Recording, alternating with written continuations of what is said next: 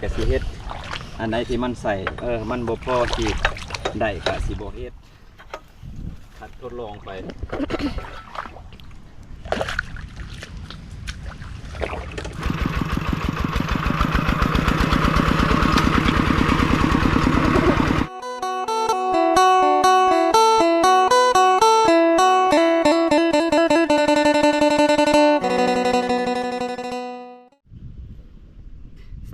สวัสดีพ่อแม่พี่น้องเด้อเบิร์ดสุขูสุคนมื้อนี้บ่เงินมาตามคำขอหรือว่าคำแนะนำของพี่น้อง FC อีกเทื่อนึงพี่น้องเห็นหลายคอมเมนต์หลายคำแนะนำของพี่น้อง FC เพิ่นบ่ว่าจะเป็นไม้หนาใหญ่เนาะหรือว่าเป็นไม้เฮาสิเจอแบบสเก็ตบอร์ดบ่แล้วก็มัดใส่ขาดบ่แล้วก็สิมัดแล้วก็มีล้อหรือว่าอีหยังล่ะแบบว่ามีบ่อนนั่งเนาะเดี๋ยวว่าต้องบ่ได้เฮาบ่ได้ย่างหรือว่าบ่ได้เดินตามรถไถอะไรพี่น้องมื้อนี้สิมาเฮ็ดตามคำแนะนำของพี่น้อง FC อีกเนาะแต่ว่าเฮาสิเฮ็ดเทื่อละ9เนาะเทื่อละคำแนะนำของเพิ่นสิเฮ็ดเทื่อละหน่อยพี่น้องมื้อนี้พอดีตอนไถนี่บ่ได้ถ่ายให้พี่ให้น้องได้เบิ่งได้ชมก็มันยากแน่ดินมันดินเหนียวพี่น้องดินเหนียวดินต้มก็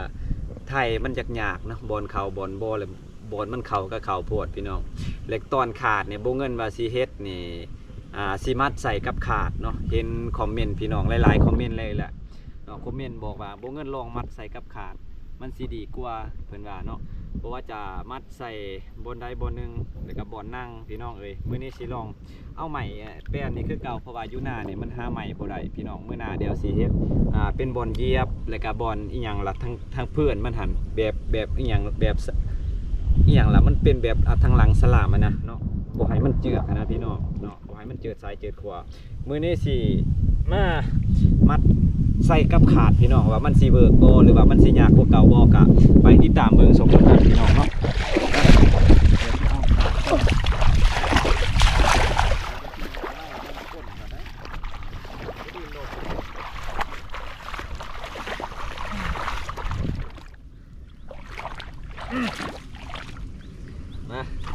เดี๋ยวมีแต่ทดลองกับทดลองเรื่อยๆได้นี่ทดลองตลอดทำไปเรื่อยโอ้โหมันสีได้พ้นหรือบอกะลองเฮ็ดเบื้องต้นพี่น้อง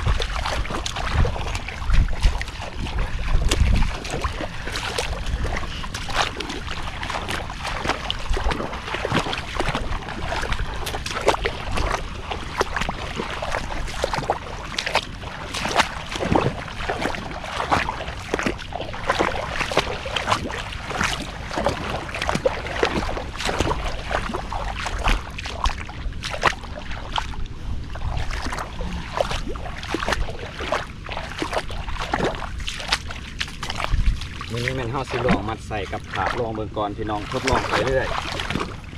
อันใดที่มันง่ายแล้วก็สิเฮ็ดอันใดที่มันใส่มันบ่พอที่ได้ก็สิบ่เฮ็ดคัดทดลองไปจักหน่อยสิให้จักกองหน่อยบ่ครับ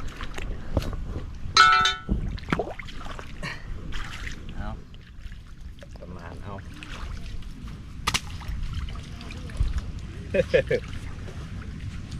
เนาะ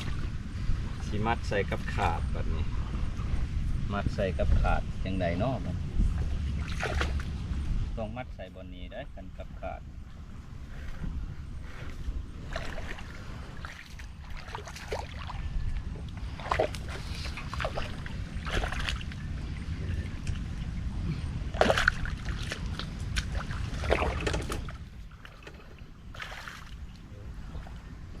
ว่ามันสีโอเคบ่พี่น้องก็ลองเบิ่ง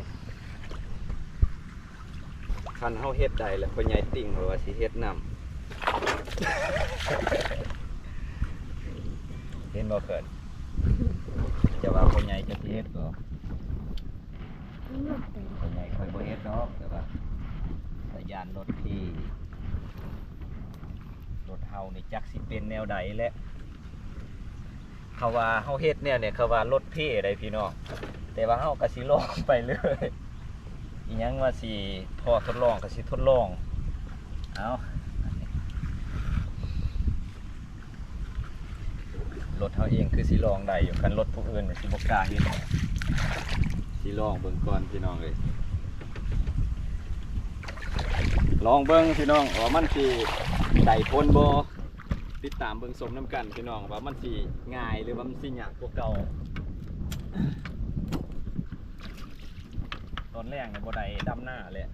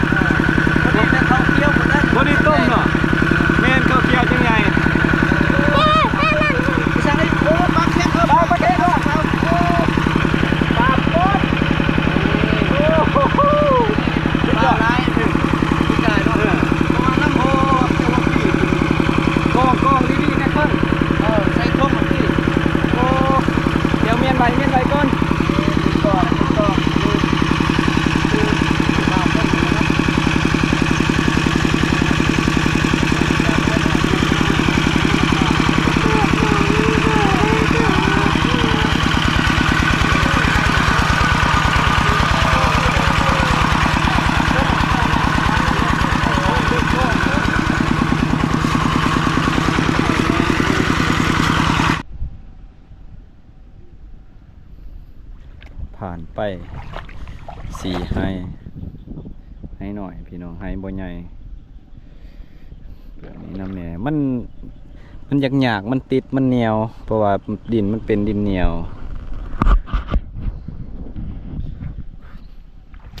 เมื่อยพี่น้องมันว่าหน้าไห้ใหญ่มันง่ายเขาขาดหน้าไห้หน่อยจักหน่อยเดียวไปได้ประมาณ10 ปลายเมตรเลยเลี้ยวโหลดนั่นน่ะมันเมื่อยพี่โอ้ว่าสิได้3ให้มื้อนี้บ่ได้เนาะสิได้3ให้ก็บ่ได้คันมีก้าได้อยู่อันนี้ลกกาแน่ก็ทางลูกพี่เพิ่น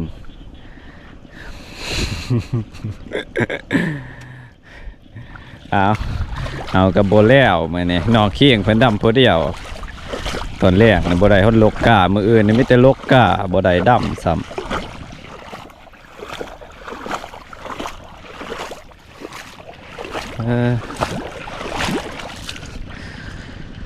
อันนี้ดำตอนเช้านี่แล้วก็ผู้ที่2ให้เพิ่นผู้เดียวสิได้ให้1ให้ค่อยดำสวยบ่หรือว่าสิดำเองบ่สวยก็ได้เนาะโอ้เจ้าผู้เดียวเพิ่นได้นี่ว่าตอนเลี้ยงเพิ่นดำผู้เดียวผู้ที่ให้ให้หน่อยอันนี้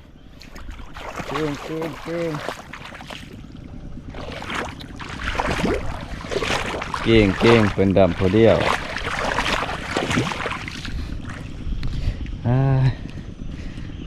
มืออื่นนี่มีแต่เกี่ยมลกกาเลยพี่น้องบ่มีกาเลยน้ำปล่อยเลยทางนี้ก็ได้ยันเพราะว่าย่านกามันสิเปื่อยให้เนี่ยบ่ได้ปล่อยน้ำออกบ่เฮ้ยคือเต็มเลยทางนั้นมันก็ตายแล้วแหละจะบ่ปล่อยออกนะบ่น้องคิงดำผู้เดียวถือว่าเก่งพอสมควรจักมัดจะหมดตอนแรกมีสิปล่อยใส่5 มัดกว่าโอ้สิปล่อยออกทางนี่ดิมันท่วมแหละหยอดเข่าเอาพี่น้องเอ้ยคลิปนี้กับมือนี้กับประมาณนี้แหละพี่น้องถือว่ากับการที่พี่น้อง FC แนะนำเขามาเนาะว่ามัดใหม่ตัวน่ะไม้ปีกหรือว่าแผ่นใหม่ใส่กับขาดเนาะถือว่าได้พ้นอยู่พี่น้องง่ายอยู่เสียได้แต่ว่าไม้เฮามันใหม่ตัวเก่าใหม่มันหน่อยพี่น้องเอ้ยบ่คือแผ่นใหม่ใหญ่สิได้เหยียบง่ายเลยก็สินี่แต่ว่าบ่เงินสิคอยพยายามคอยเปลี่ยนมืออื่นมือฮื้อนี่สิเปลี่ยนเอาแผ่นไม้ใหญ่อีกเทื่อนึงถ้าเบิ่งสิลองไทยเพราะว่าแถวนี้เนี่ยให้มันน้อยๆเฮามันยากพี่น้องเอ้ยขึ้นไปพุ่นแหละไปเทิงจะมีไหใหญ่พี่น้องตอนแรงสิเมื่อหาใหม่มาเฮ็ดเนาะบาดเฮาสิไทยมื้ออื่นนี่ก็มีแต่สิลกกาดำหน้ายังสิให้แถวนี้เนาะก็สิบ่แล้วง่ายอีก 3-4 มื้อพุ่นแหละกว่าสิลกกาแน่คลิปนี้ก็จะประมาณนี้ขอบใจเด้อพี่น้องที่ให้คำแนะนำและก็กำลังใจที่รับเบิ่งรับชมเนาะก็ขอบคุณหลายๆขอให้สุขภาพแข็งแรงเบ้อสู่ขู่สุขคนเนาะพี่น้องทางภายในและก็ต่างประเทศพี่น้องคลิปนี้บ๊ายบายจบเพียงสำนี้พี่น้องบ๊ายบายเด้อ